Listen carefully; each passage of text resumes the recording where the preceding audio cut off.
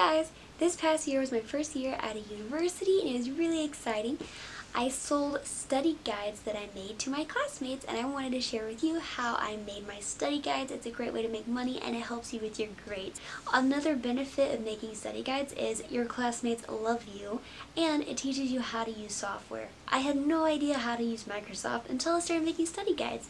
And then I found all sorts of things to do with Microsoft I never would have thought of if I didn't make study guides. You're really going to have to learn how your professor teaches and how they work. This is for a lecture-based class. I'm not sure how it would work for a textbook-based class because there's a lot of information, but basically for a lecture-based class, your professor has a PowerPoint and everything on the PowerPoint is what they're going to talk about. That's what's going to be on the test. And they're going to say some extra stuff that maybe is not on the PowerPoint but is important. Now the beginning of this semester was an in-person class and I had a physical notebook that I would take to class and I would just write down everything he was saying, and then I would go back later and I would type my outline and I would fill in my outline with the notes I took in class. The second half of this semester, due to COVID-19, became an online class, and so I took notes a little bit differently. He uploaded videos that I could pause, so I didn't need to use a physical notebook. But the faster way that I discovered, which is what I'll be sharing with you today, is you make your outline before the lecture starts. That way, whenever he starts teaching, you can just type. A great way to share your notes is to make a GroupMe. I made a GroupMe for our class, printed out a QR code, told the professor, and he passed it around and people joined the GroupMe, and we had like 90 something people in the GroupMe, which is really cool. And we were able to help each other with other stuff in the class, even besides study guides. Like, it wasn't just for selling study guides.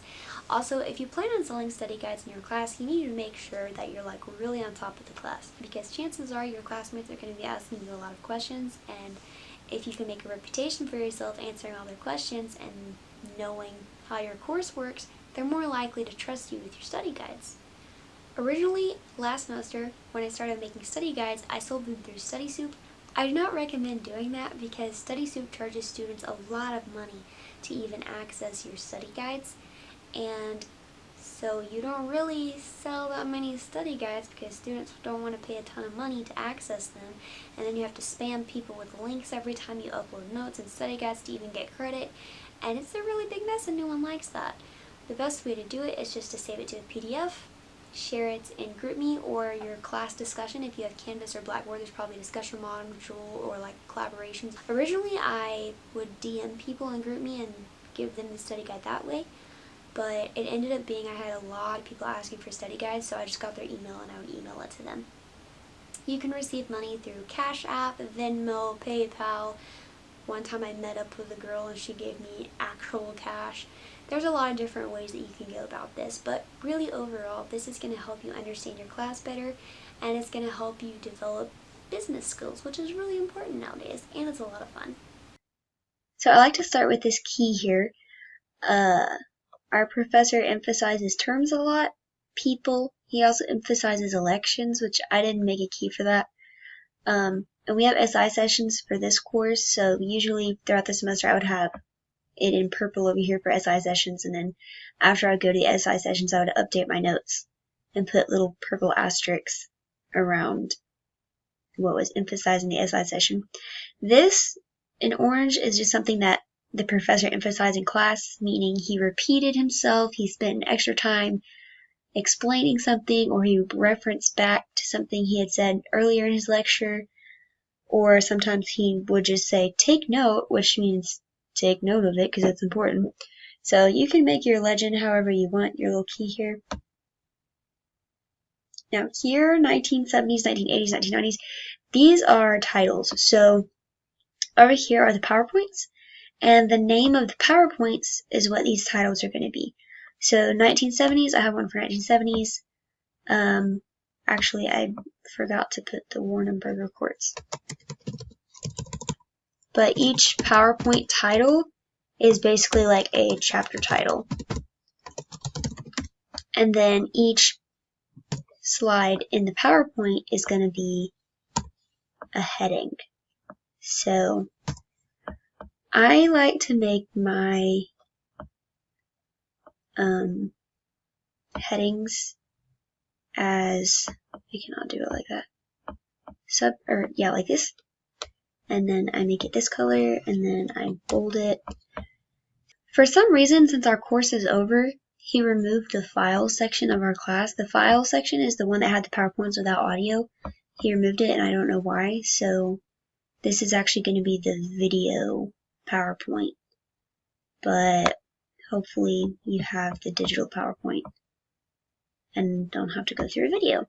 So the Watergate scandal is going to be my first heading. And then we have domestic. So I'm going to go through all of these PowerPoints, and I'm going to just, for each slide in the PowerPoint, whatever it's titled, I'm just going to put this down here as the heading. And then you'll see throughout the PowerPoint, he'll put like bullet points up here, and those are going to be subheadings. So I'm going to do all of that to set up an outline before I actually take notes. So here I went through and put the ruling for each case because he will give us the whole story of each case, but really the only thing he cares about is the ruling. So having this set up, whenever he starts talking in the lecture, all I have to do is type what he says the ruling is. So I'm just going to keep doing that for these titles, and then as he's talking throughout the lecture, I'm going to fill it all in. Here's the finished study guide. So what I did, these are the headings, right, and then these are the subheadings. In each PowerPoint there's subheadings that I put under italics. For elections, I like to put them side by side to save space, and the way that you can do that is you put a page break, and then you just put columns, and then after the page break it goes back to normal. So after I fill in all the information, then I go back through and I highlight things. I like to put down all the information first and then highlight things. So I go through the names, like here, and I'll make it bold and I'll put it in green, just like in my legend people right there. And then if there were an SI session, I would go through and put the asterisks.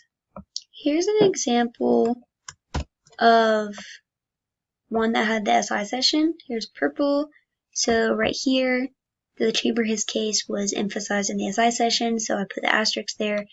And if you see these paragraphs, you click Control-Shift-8 on a PC, they'll go away. But basically the reason I had those paragraphs showing is because sometimes, I don't know why, but there will be a huge like gap between here. So if you click Control-Shift-8, you'll probably see a little paragraph where it's not supposed to be, and then you can erase it and then it'll fix it.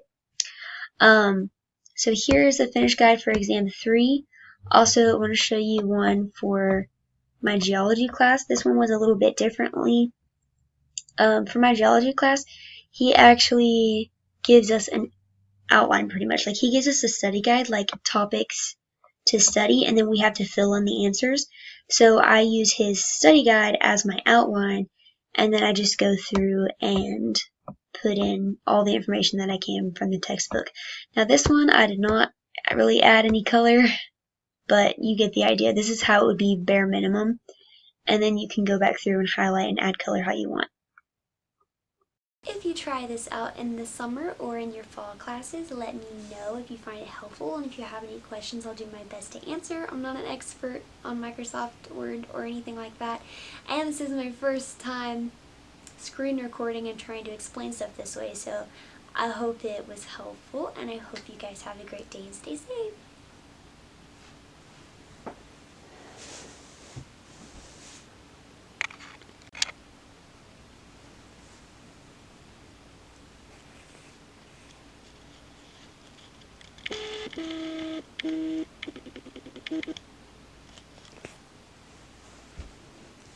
Hey guys,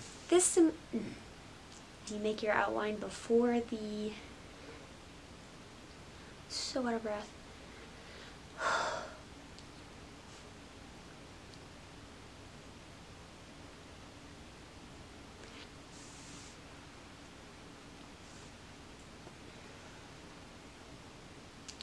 I said so much earlier and I can't remember, and my camera is crooked and it's really bothering me. Maybe I can fix it. I'm editing it. Oh yeah, I do not remember. I